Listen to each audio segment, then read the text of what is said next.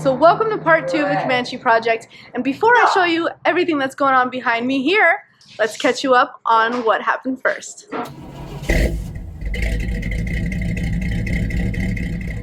The day has come to load the Comanche up on a flatbed and take it over to Josh to start the axle swap. A blue XJ is coming in.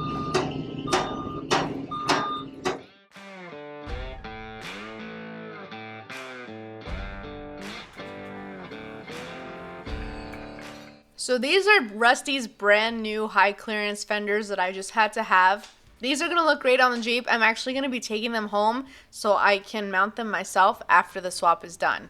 And this is my new 4-link from Rusty's that I got for the Comanche. Right now I'm actually running a radius arm setup by Rusty's, so I'm going to be getting rid of these radius arms and swapping them over for a full 4-link, which I'm super excited about. Big difference in the bracketry for this radius to the 4-link.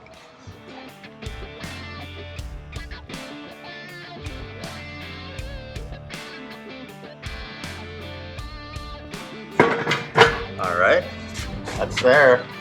I need one more Swap stand. done. Yep, complete.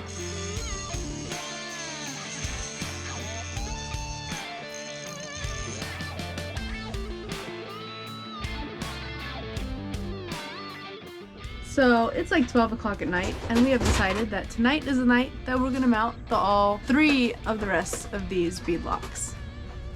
Oh, they're all stuck together. How did I get them on me?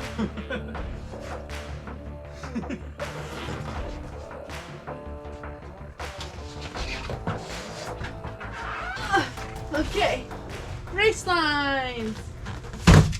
Oh, my back. Let's open these fancy things up.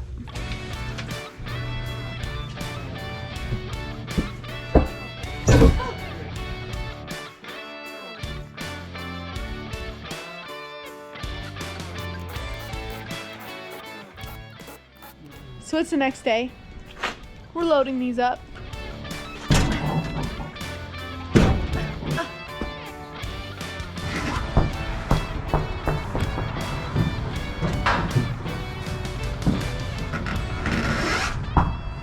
Right now, you have no torque.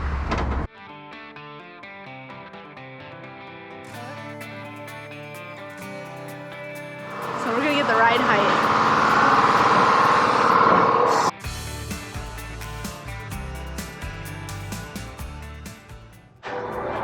You got a deadlift it. You're nuts. Hit this guy up for you. Fucking shit, man. It took both of us to put it in the truck bed, man. I've been working with big tires for a while. You're the... So when your axle travels down, it comes forward. When you actually get up travel, it pushes back.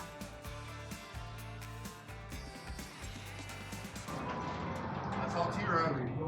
That's it. That's it. Yeah, you slide it back one more guy. Shit, man. Perfect. No way. This is it. That's all Truss. Okay, so we have all 4 wheels mocked up. The front aren't connected to the axle because the axle's on the floor. But the rear is basically how it's going to sit. I'll show you.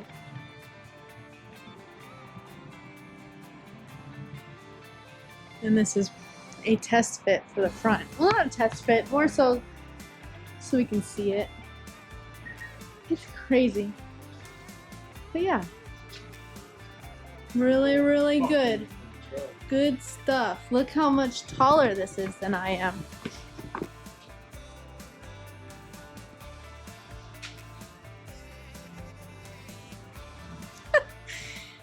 Wow.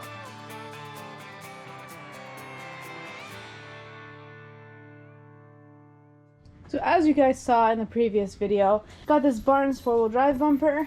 It's really pretty. Look at those welds. So I'm gonna paint it using this stuff.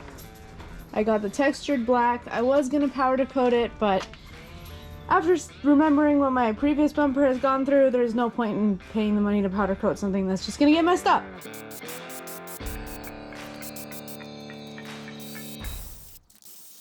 The texture's coming out really, really nice on this thing. Moving on to the second can. Why I only used one can in the back and I'm going to use both cans in the front.